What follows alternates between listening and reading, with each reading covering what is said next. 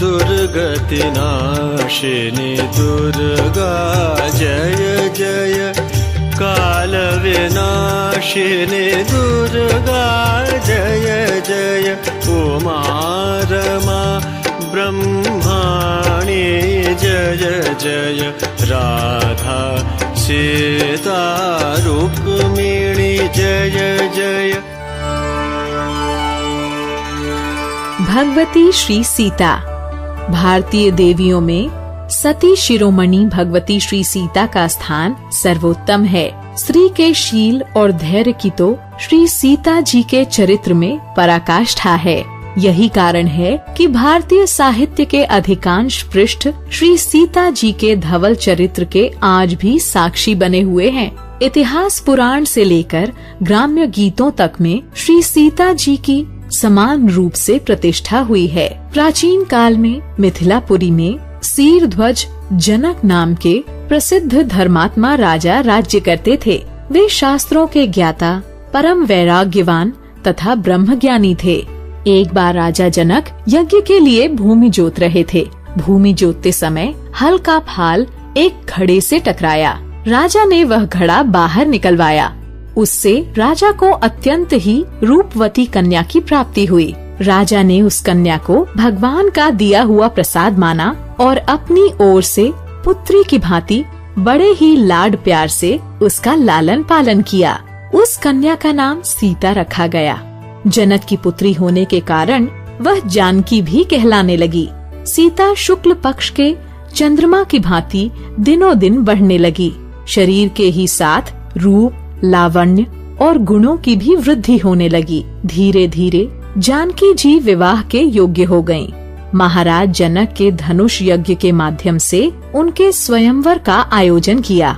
निमंत्रण पाकर देश देश के राजा मिथिला में आए। महर्षि विश्वामित्र भी श्री राम और लक्ष्मण के साथ यज्ञोत्सव देखने के लिए मिथिला में पधारे।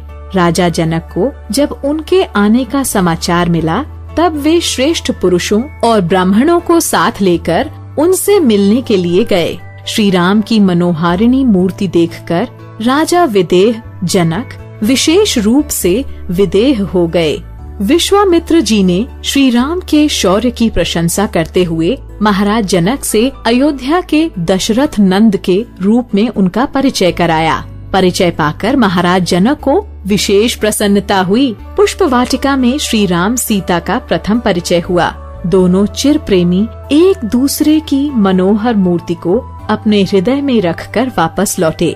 सीता जी का स्वयंवर आरंभ हुआ। देश विदेश के राजा, ऋषि मुनि, नगरवासी सभी अपने अपने नियत स्थान पर आसीन हुए। श्री राम और लक्ष्मण भी श्री विश्वामित्र जी के साथ एक ऊंचे आसन पर विराजमान हुए। भाटों ने महाराज जनक के प्रण की घोषणा की। शिव जी के कठोर धनुष ने वहां उपस्थित सभी राजाओं के दर्प को चूर चूर कर दिया। अंत में श्री राम जी विश्वामित्र की आज्ञा से धनुष के समीप गए।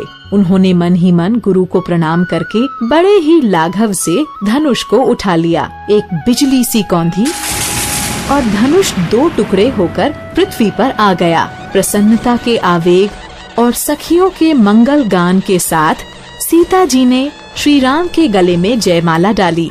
महाराज दशरथ को जनक का आमंत्रण प्राप्त हुआ। श्री राम के साथ उनके शेष तीनों भाई भी जनकपुर में विवाहित हुए। बारात विदा हुई तथा पुत्रों और पुत्र वधुओं के साथ महाराज दशरथ अयोध्या पहुँचे। श्री राम को राज्याभिषेक के बदले अचानक 14 वर्ष का वनवास हुआ। सीता जी ने तत्काल अपने कर्तव्य का निश्चय कर लिया।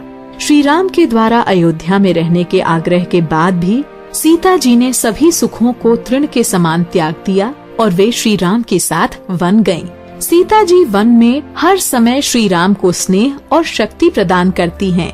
श्री राम का अयन रामायण महर्षि विश्वामित्र की यज्ञ रक्षा से प्रारंभ होकर जनकपुर में शक्ति वरण पर समाप्त हुआ। वन में रावण के द्वारा सीता हरण करके उन्हें समुद्र के पार लंका ले जाना रामायण में नया मोड़ लेता है। लंका प्रवास भगवती सीता के धैर्य की पराकाष्ठा है। समुद्र को पार करके श्री राम ने रावण के साथ अजेय राक्षसों का संहार करके अपनी सीता शक्ति को पुनः प्राप्त किया। भगवती सीता के कारण ही जनकपुर वासियों को श्री राम का दर्शन और लंका वासियों को मोक्ष प्राप्त हुआ।